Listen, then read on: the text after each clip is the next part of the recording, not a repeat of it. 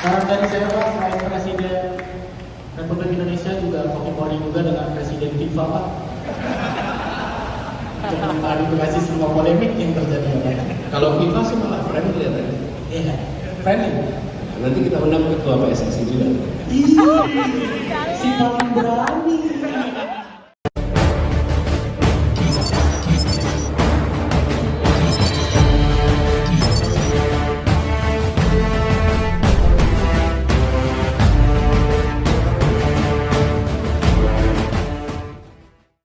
Jangan cuma berani di sosmed nih, tapi orangnya langsung. Baik Pak Anies, kita akan ada beberapa segmen untuk desak Anies. Kita langsung masuk ke segmen yang pertama. Segmen pertama adalah segmen Gimana Nis? Sering dikaitkan dengan FPI. Masya Allah, baru mulai udah langsung begini. Gak bisa bikin MC santai gitu Pak. Tegang Pak Anies, tegang saya juga ikut tegang gitu. Saya ulang Pak Anies sering dikaitkan dengan FPI dan punya kedekatan dengan HRS. Apakah Pak Anies mendukung FPI? Silakan. Saya dekat dengan semua organisasi yang ada di Jakarta, baik yang berbasis agama Islam, Kristen, Hindu, Buddha, semua saya jangkau. Dan ketika periode kampanye 2016-2017, saya mengunjungi tokoh-tokoh agama semua. Tetapi hanya kunjungan ke FPI yang menjadi berita yang luar biasa besar. Ketika saya bertemu dengan komunitas Katolik, komunitas Hindu, komunitas Buddha, itu tidak menjadi exposure yang besar. Yang kedua, ketika saya bertugas di Jakarta, saya mendukung semua organisasi yang memiliki legalitas dari pemerintah DKI Jakarta. Bukan saya pribadi, tapi gubernur.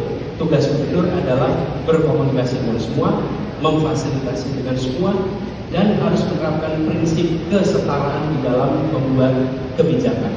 Tidak berat sebelah untuk semua kelompok, baik agama, etnis, suku. Itu jawaban saya. Terima kasih.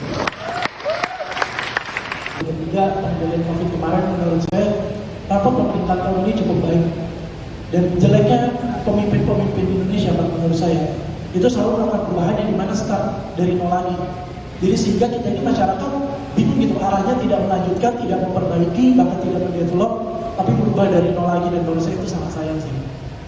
Itu sih pertanyaan pertama. Sama pertanyaan kedua Pak, kalau Bapak jadi presiden, mungkin nggak akan ada coffee morning dengan presiden-presiden sebelumnya? Karena saya lihat ini jeleknya di Indonesia juga, setiap presiden terpilih, ketika dia sudah selesai jadi presiden ya, dia mementingkan politiknya masing-masing, tapi tidak mementingkan negara. Itu aja Mas.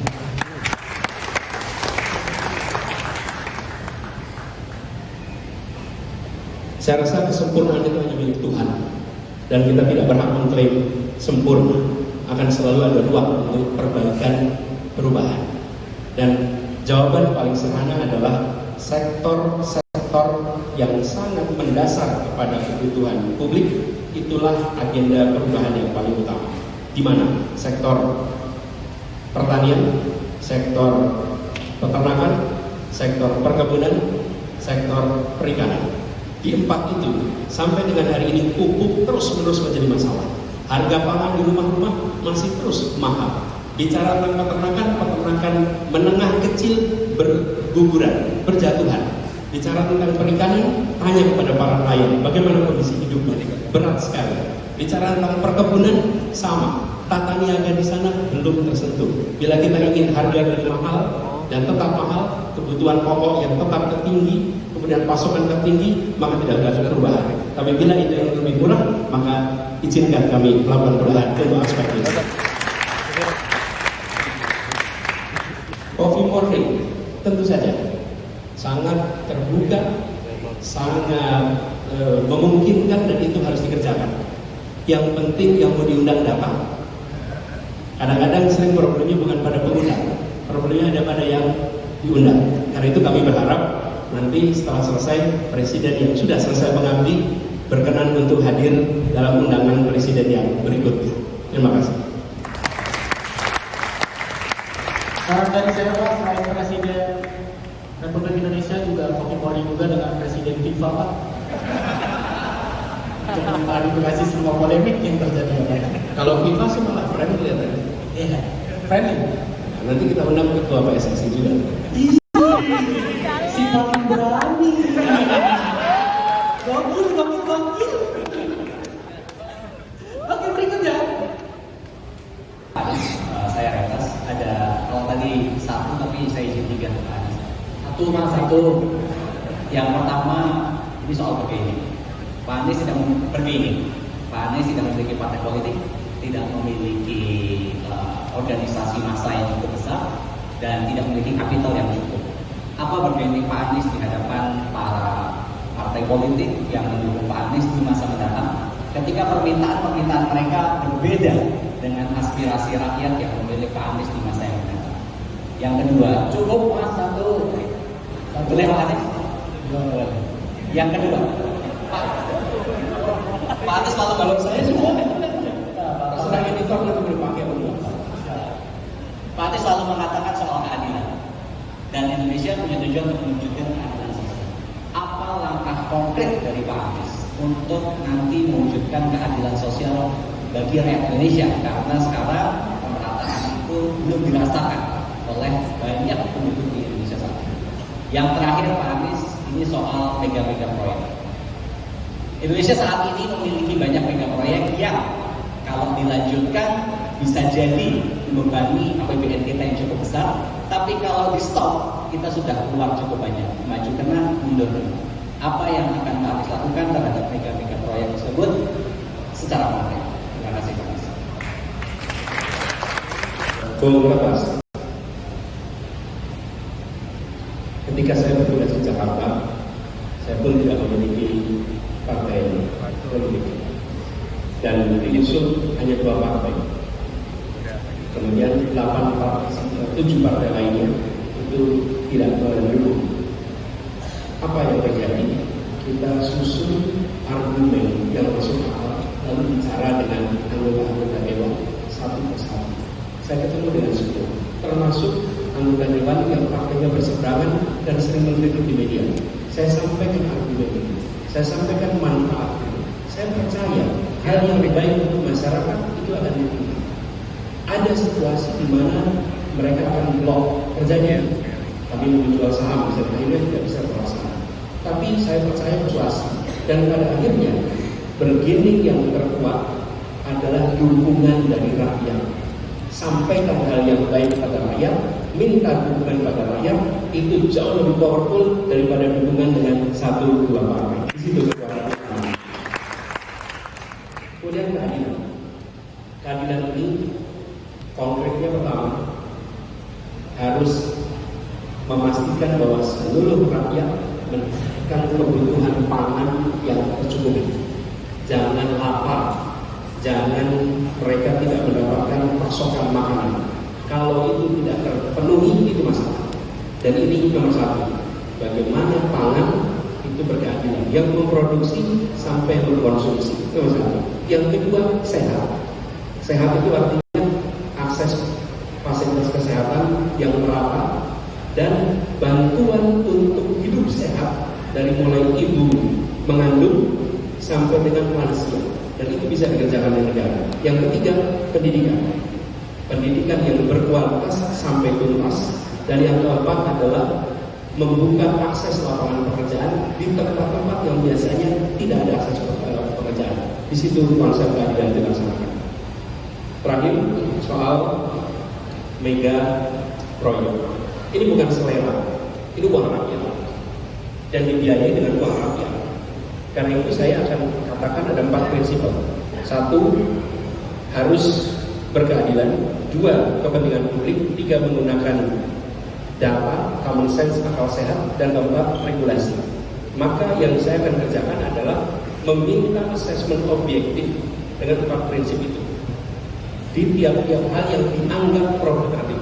Kalau tidak problematik, jalan terus. Tapi bila dianggap problematik, lakukan assessment, lalu laporkan kepada publik. Jadi bukan selera seorang presiden terpilih atau selera seorang menteri yang baru ditunjuk, tapi ini dikerjakan oleh tim yang transparan. Laporkan kepada publik apa solusinya, bahas dengan publik, sehingga ketika itu dijadikan keputusan, Bapak publik tahu bahwa uangnya tidak sia-sia. Begitu jawaban kami. Oke, cukup ya. Kalau Bapak dari sekian banyak orang yang menanya. Gimana kalau menurut teman-teman gimana?